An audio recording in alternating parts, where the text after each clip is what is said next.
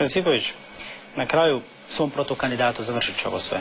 11. 12. 13. Što bi ga mu skuhali za ručak ili večeru? I kad bi ga pozvali? Pa ja bih ga pozvao s predsjednikom na kavu ponajprije. Mislim da je to dobar poziv. Mislim da bismo imali o čemu pričati u ovoj kampanji, kako je kampanja tekla. I ja se nadam samo da ćemo i on i ja imati dovoljno snage da stisnemo jedan drugome ruku i da zaboravimo ono ružno što je bilo. Nažalost, bilo je puno ružnoga i podmetačkog.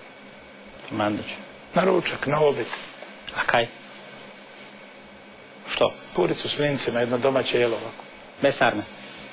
Evo, mogu li se preporučiti, više volim fileke, može?